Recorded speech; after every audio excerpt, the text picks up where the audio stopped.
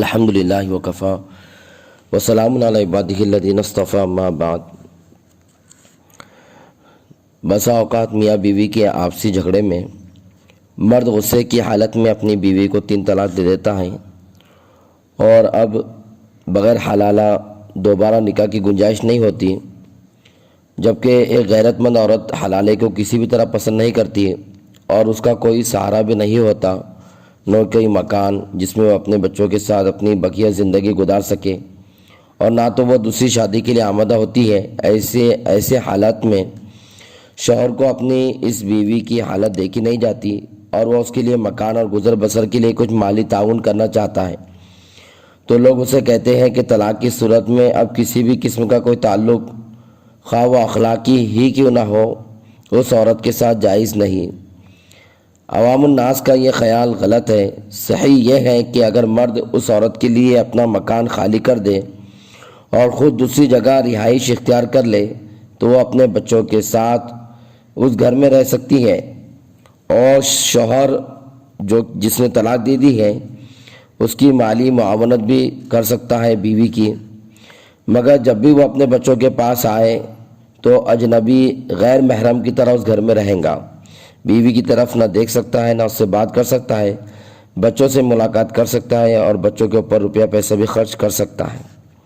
اسی طرح مرد عورت کے لیے ان تمام چیزوں کو جن کا تعلق روزمرہ کی زندگی سے ہے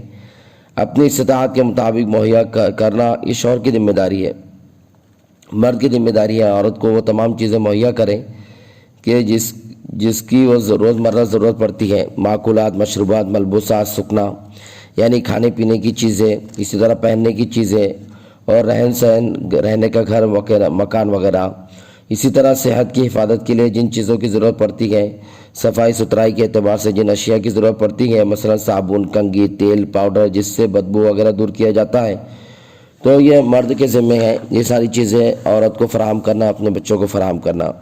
رہی وہ چیزیں جن کے بغیر زندگی کا گزران ہو سکتا ہے ان کا مہیا کرنا مرد پر لازم نہیں۔ ہاں، اگر مرد ان چیزوں کو لا کر دے، یعنی کچھ میک اپ وغیرہ کی چیزیں شوہر بیوی کو لا کر دے تو بیوی کا ان چیزوں کو استعمال کرنا لازم ضروری ہے کیونکہ شوہر نے خرید کر لایا ہے۔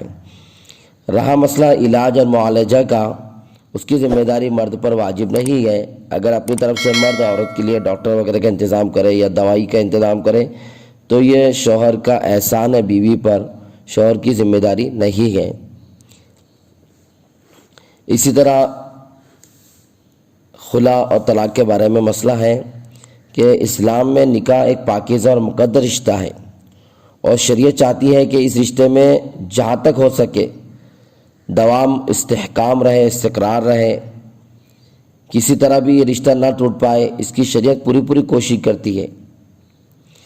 لیکن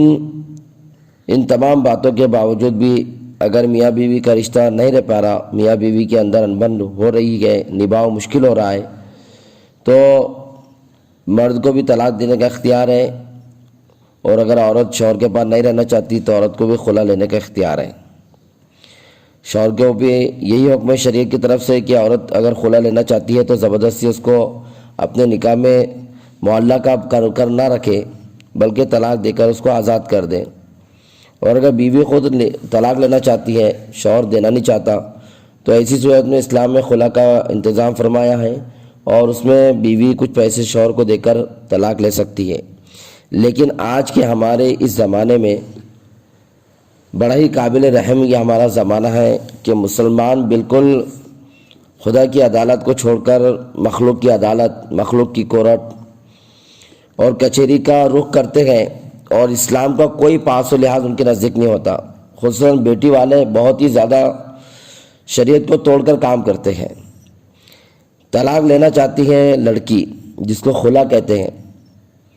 تو خلا کے موقع پر بھی وہ شوہر کو کورٹ وغیرہ، کچہری اور پولیٹیشین وغیرہ کے نام لے کر دھمکی دیتے ہیں اور اس سے پیسے مانگتے ہیں اور اس سے پیسے وصول کرتے ہیں، حالانکہ لڑکی خود طلاق لے رہی ہے اور اس کے باوجود بھی لڑکے سے پیسے لیتے ہیں اور شادی کا خرچہ وغیرہ مانگتے ہیں۔ تو اس طرح کے پیسے لینا یہ حرام ہے، یہ پوری رقم لڑکی والوں کے لیے حرام ہے، اس کا استعمال کرنا، اس کو لینا، اور ایسی حرام کاری اور حرام خوری دنیا میں اگر چلتی رہیں گی تو آخرت میں اس کا وبال اور اس کا عذاب بھگتنا پڑے گا لڑکی والوں کو۔ شریعت کے اندر ایسی کوئی گنجائش نہیں ہے کہ لڑکی والے طلاق بھی لے رہے ہوں اور لڑکے سے پیسے بھی وصول کر رہے ہوں۔ اللہ تبارک و تعالیٰ شریعت مطہرہ پر عمل کرنے کی توفیق عطا فرمائے۔